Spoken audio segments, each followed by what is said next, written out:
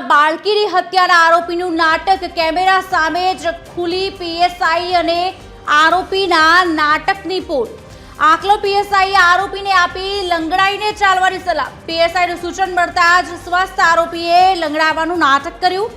પોલીસની સલાહ અને આરોપીના નાટકની કેમેરા સામે ખોલી પોલ। આરોપીના નાટકમાં પોલીસની ભૂંડી ભૂમિકા સામે આવી। મીડિયાના કેમેરા સામે જ પોલીસ અને આરોપીનું નાટક ઉઘાડું પડ્યું હોય તેવા દ્રશ્યો સર્જાયા છે।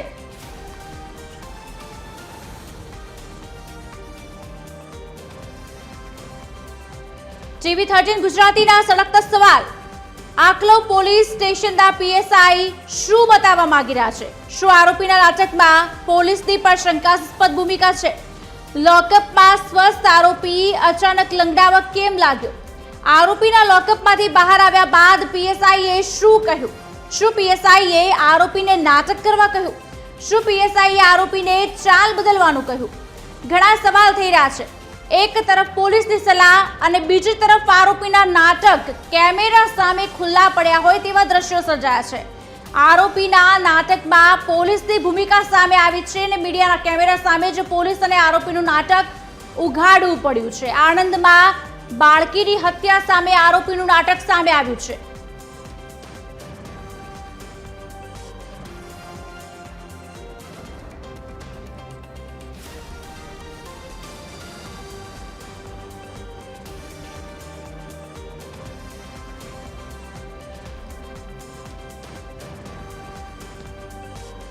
આ જગ્યાએ વધુ વિગત આપશે અમારા સંવાદદાતા ભાવેશ રાજપૂત અમારી સાથે લાઈવ જોડાઈ ચૂક્યા છે। ભાવેશ, જ્યારે કોઈ પણ વસ્તુની સલાહ સૂચન જોઈતી હોય કે ફરિયાદ હોય કે તકલીફનો સામનો કરી રહ્યા હોય ત્યારે લોકો પોલીસ સાથે જતા હોય છે અને પોલીસની ભૂમિકા પણ એવી જ ન્યુટ્રલ હોવી જોઈએ, પણ અત્યારે જે બાળકીની હત્યાનો મામલો છે તે એકદમ ચર્ચાસ્પદ છે અને તેમાં પણ પોલીસની ભૂમિકા હવે શંકાના ઘેરામાં આવી હોય તેવા દ્રશ્યો અત્યારે હાલ જોવા મળી રહ્યા છે।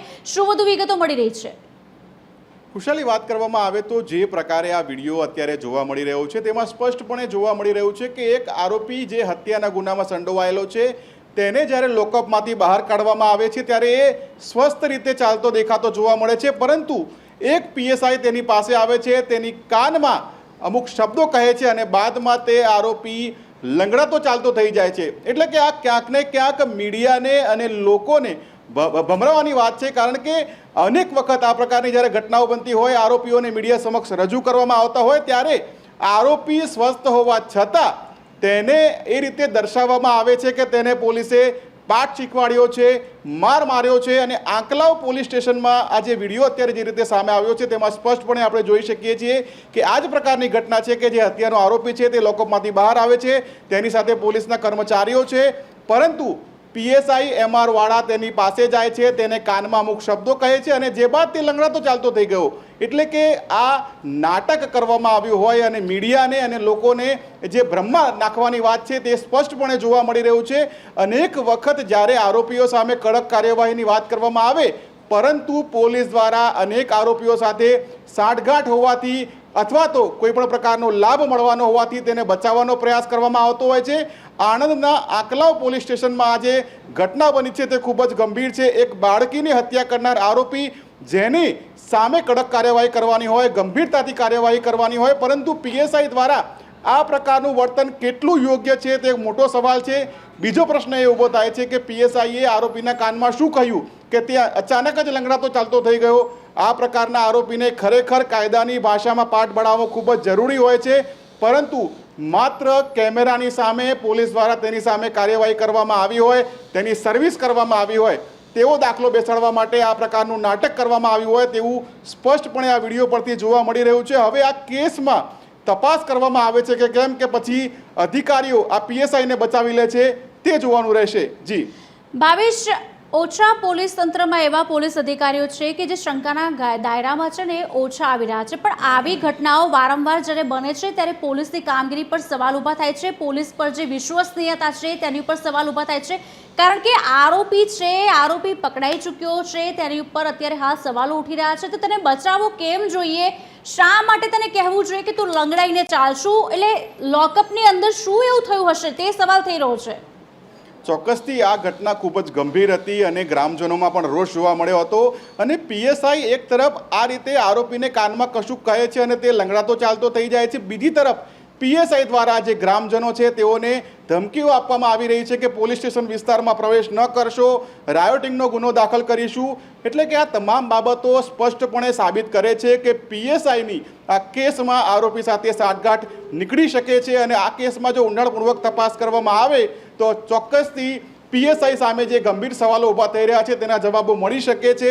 ખાસ કરીને વાત કરવામાં આવે તો આ પ્રકારે હત્યાનો આરોપી જ્યારે પોલીસ લોકઅપમાં હોય, પોલીસની રિમાન્ડ દરમિયાન હોય, ત્યારે તેને કડકમાં કડક ભાષામાં સવાલો કરવા જોઈએ અને જરૂરી કાર્યવાહી કરવી જોઈએ. પરંતુ જ્યારે તે મીડિયા સમક્ષ રજૂ કરવામાં આવે છે ત્યારે તે જે હાલતમાં છે તે હાલતમાં રજૂ કરવામાં કેમ નથી આવતો? શા માટે પોલીસ પોતાની કામગીરી બતાવવા માંગે છે, પોતાના વખાણ કરવા માંગે છે? કારણ કે તેઓએ આરોપીની યોગ્ય રીતે સર્વિસ કરી છે તે બતાવવા માટે આ નાટક કરવામાં આવ્યું હોય તેવું સ્પષ્ટપણે આ વિડીયો પરથી લાગી રહ્યું છે. ગઈકાલે જ્યારે ગૃહ રાજ્યમંત્રી હર્ષ સંઘવી અમદાવાદમાં હતા ત્યારે તેમણે પણ પોલીસને ટકોર કરી હતી કે જે લુખ્ખા તત્વો છે, ગુંડા તત્વો છે તેની સામે પોલીસનો દંડો ચાલવો જોઈએ.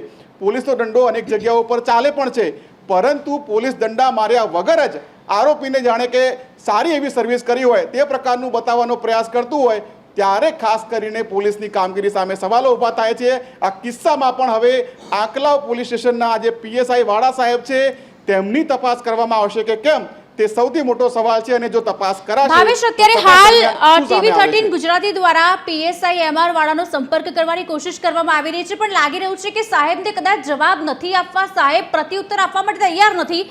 આ એમની ભૂલ છે, તે કદાચ ઇનડાયરેક્ટ વેમાં અત્યારે સ્વીકારી રહ્યા હોય તેવા દ્રશ્યો અમારા ત્યાં સ્ક્રીન પર સર્જાયા છે. કારણ કે વારંવાર ફોન કરવાની કોશિશ કરવામાં આવી રહી છે પીએસઆઈને, પીએસઆઈ ફોન ટાળી રહ્યા છે, રિંગિંગ જઈ રહ્યું છે, ઉપાડી નથી રહ્યા. એટલે સમજી શકાય છે કે કદાચ તેઓ અત્યારે વાંકમાં છે, ગુનામાં છે, તેના કારણે તેઓ ફોન નથી ઉપાડી રહ્યા. ભાવેશ, ચોક્કસથી જ્યારે આ પ્રકારની ઘટના બનતી હોય છે અને જે પ્રકારે આ વિડીયો વાયરલ થયો છે, કદાચ એમના સુધી આ સમાચાર પહોંચી પણ ગયા હશે કે તેમને જે રીતે કેમેરાની સામે આરોપીના કાનમાં ભંભેરણી કરી અને આરોપી લંગડાતો ચાલતો થઈ ગયો એટલે એમને ખબર પડી ગઈ છે કે તેમની જે પોલ છે તે ખુલી ગઈ છે. તેમણે આરોપીના કાનમાં શું કહ્યું તેમના સ્ટાફને પણ ખબર હશે, કારણ કે સ્ટાફ પણ ત્યારે હાજર હતો અને આરોપીના કાનમાં એવું તે શું કહ્યું કે તે લંગડાતો થઈ ગયો, તે અચાનક જ સ્વસ્થથી બીમાર થઈ ગયો. એ કયા શબ્દો હતા, કયો એવો મંત્ર હતો કે જે આરોપીના કાનમાં કહેવાથી તે બીમાર પડી શકે છે, લંગડાતો થઈ શકે છે? અનેક સવાલો છે, પણ એમને ખબર છે કે આ જો સવાલોના જવાબ તેઓ મીડિયાને આપશે તો પોતે ફસાઈ જશે અને ઉપરી અધિકારીઓને પણ તેઓને જવાબ આપવા પડશે.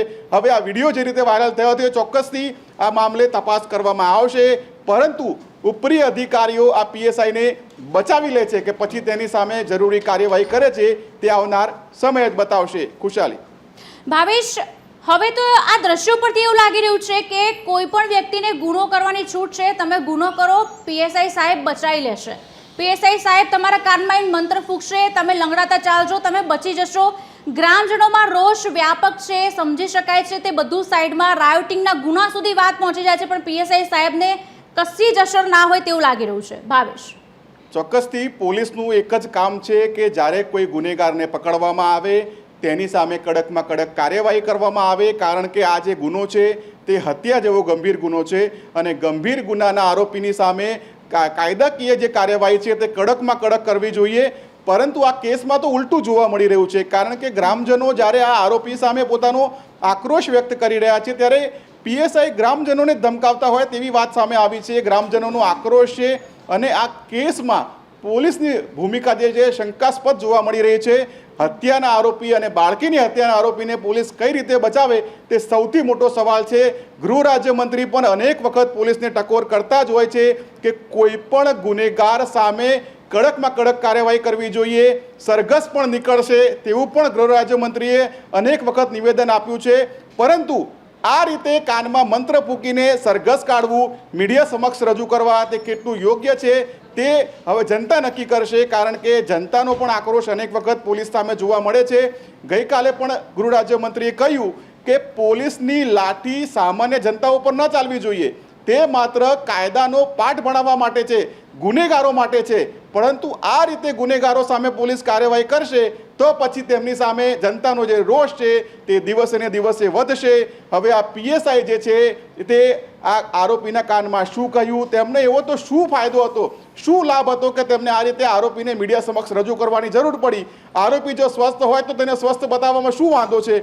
કોઈ મીડિયાવાળા કોઈ પણ આરોપીને એવા સવાલ નથી પૂછતા કે તમે લંગડાતા કેમ ચાલી રહ્યા છો, કે તમે સારી રીતે કેમ ચાલી રહ્યા છો. પરંતુ પોલીસને પોતાની સારી કામગીરી બતાવી હતી કે અમે આરોપીની સર્વિસ કરી છે, ગ્રામજનોનો રોષ છે જે ઠાલવાનો જે ગ્રામજનોએ પ્રયાસ કર્યો, અમે અમારા કાયદાના ભાષામાં આરોપીને સમજાવી દીધો છે.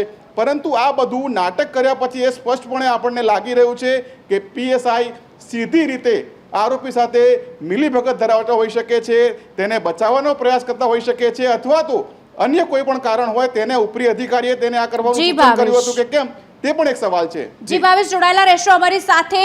આણંદ આકલવ પોલીસની ચોરી ઉપર સે સીના ચોરી જેવા દ્રશ્યો સર્જાયા.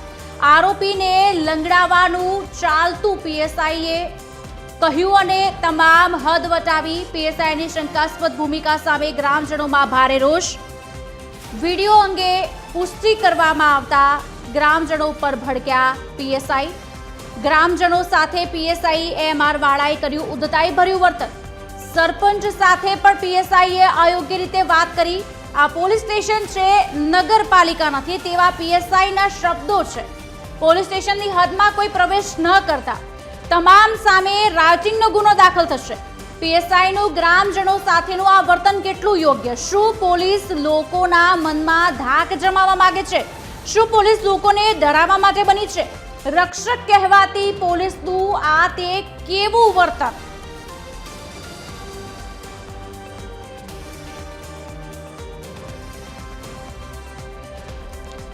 હવે આજે પીએસઆઈ છે એમઆર વાળા, તેમણે ગ્રામજનો સાથે શું વાત કરીને ગ્રામજનોને કેવા પ્રકારના ઉદ્ધતાઈ ભર્યા જવાબ આપ્યા તે પણ સાંભળી લઈશું. આવતા નહીં હો, મહેરબાની કરી પછી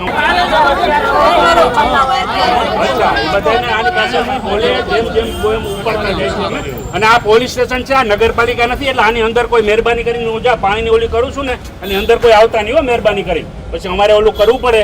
ના નગરપાલિકા નથી, ગુનો દાખલ થાય. આ નગરપાલિકા નથી, આ પોલીસ સ્ટેશન છે. એટલે હાવ હાવ કરી કરીને અંદર નો ઘૂસી જતા, બરોબર? એટલે જે તમારું પોલીસ એની તપાસ કરે છે ભાઈ, તપાસ થશે એટલે તમને જાહેર કરી દેશે. બોલતા નથી એટલે તમે આવો કરતા કરતા અહીંયા પહોંચી જાવ તો હમણાં અંદર પહોંચી જશો. અંદર કોઈ નહીં આવે. હા, માને છે તમારું? તમે ભાઈ માનતા હોય બોલજો વચ્ચે. માને છે તમારું? હવે મને ખબર છે સરપંચ છે, એને માનતા હોય તો બોલો ને ભાઈ.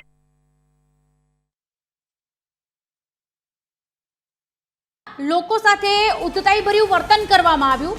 લોકો સવાલ પૂછી રહ્યા છે, તેનો જવાબ શાંતિથી આપવાની જગ્યાએ તેમને એવું કહેવામાં આવ્યું કે આ રેખાની આગળ ના આવતા, બાકી અમારે કંઈક કરવું પડશે. આ જે વર્તન છે તે યોગ્ય નથી લાગતું. ગ્રામજનોના સવાલના જવાબ આપવો જોઈએ, કારણ કે ઘટના પણ એક દર્દનાક બની હતી. ભાવેશ,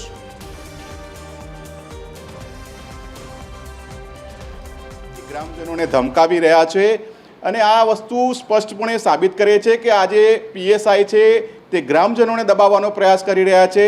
ભોગ બનનાર હોય તેમના પરિવારજનોને દબાવવાનો પ્રયાસ કરી રહ્યા છે અને કાયદાની વાતો કરી રહ્યા છે કે રાયોટિંગ દાખલ કરી દઈશ, અંદર ના આવતા. આ નગરપાલિકા નથી, કોઈ પણ પોલીસ સ્ટેશન છે તે સરકારી મિલકત છે અને કોઈ પણ વ્યક્તિ તે પોલીસ સ્ટેશનમાં પોતાની રજૂઆત કરવા માટે જઈ શકે છે.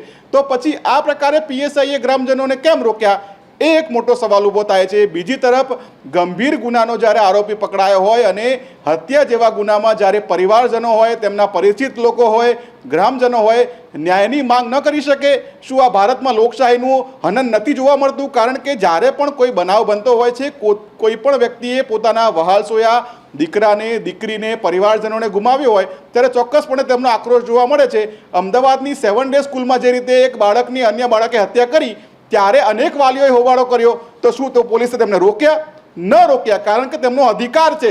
વિરોધ કરવો એ દરેક વ્યક્તિનો અધિકાર છે. પરંતુ આ પીએસઆઈ જાણે કે પોતે જ આણંદના એસપી બની ગયા હોય તે પ્રકારે ગ્રામજનોને ધમકાવી રહ્યા છે. પોતે આઈપીએસ અધિકારીઓ હોય અને ગ્રામજનો સામે કાર્યવાહી કરી નાખશે તેવું આ રીતે તેમનું વર્તન જી જોવા મળી અમારી રહ્યું છે. સાથે દિલીપભાઈ સરપંચ અત્યારે હાલ જોડાયેલા છે, જેની સાથે આવું વર્તન થયું તેમની સાથે સીધી વાત કરીશું. TV13 ગુજરાતી જોડાયેલું છે. દિલીપભાઈ, શું કહેવું છે? એક તરફ પીએસઆઈ નું ઉદ્ધતાઈ ભર્યું વર્તન, આપ ત્યાં ગયા ત્યારે કયા પ્રકારની વાતચીત કરી હતી, જણાવશો જરા. પીએસઆઈ જો ને એવું તો કહેતા હતા કે તમે આ નગરપાલિકા નહીં, આ પોલીસ સ્ટેશન આવવાનું નહીં, અંદર આવવાનું નહીં, મતલબ આ પાણીનો રેલો પાડીએ ત્યાંથી અંદર નહીં આવવાનું એમ કહેતા હતા. અને હું જાતે સરપંચ છું, અને જો સરપંચ ને આવું કહેતા હોય તો સામાન્ય પબ્લિક ને શું ના કહી શકે? પીએસઆઈ આવું વર્તન કર્યું તો તમે આગળ પીઆઈ ને કોઈ ફરિયાદ કરી હતી, તેમને જાણ કરી હતી? જાણ કોઈને નહીં કરી, હાલ ખાલી વિડીયો વાયરલ થયો છે. અમે ટૂંક સમયમાં કંઈક અરજી આપવાની થાય તો અપાવીશું. દિલીપભાઈ, કેટલી વખત તમે આ પીએસઆઈ સાથે ગયા હશો ને તેમણે આવું વર્તન કર્યું હશે? કારણ કે આ પહેલી વખત છે કે પહેલી વખત આના પહેલા બી થયેલું છે આવું? પહેલા થયું હતું, પણ આજ પીએસઆઈ હતો એવું મને ખબર નહીં. બનતા સુધી આ જ હતા મારા સાથે. પહેલા જે સમયે હું સામાન્ય નાગરિક હતો, અત્યારે સરપંચ છું. અને ત્યાર પછી ડેડ બોડી મળી ત્યાં આગળ અમને પણ પીએસઆઈ એવું કીધું હતું કે મારો વિડીયો વાયરલ કર્યો હોય એમને અમે ફરી કેસ કરીશું. તો મેં એવું કીધું હતું કે મારા ઉપર પહેલો કેસ કરજો, પણ એમને એવું કીધું હતું કે તમારા ઉપર નહીં, બીજા ઉપર. જી દિલીપભાઈ, આભાર. પીઆઈની શંકાસ્પદ ભૂમિકા સામે હવે ગ્રામજનોમાં પણ રોષ જોવા મળી રહ્યો છે. સરપંચ દિલીપભાઈ જોડાયા હતા અને તેમણે કહ્યું હતું કે તેમણે વાતચીત કરવાની કોશિશ કરી, પણ ઉદ્ધતાઈ ભર્યું વર્તન પીએસઆઈ દ્વારા કરવામાં આવ્યું હતું. જોકે પીઆઈને પણ ફોન લગાવવામાં આવ્યો હતો TV13 ગુજરાતી દ્વારા, પણ પીઆઈ દ્વારા પણ ફોન ઉપાડવામાં આવ્યો નથી.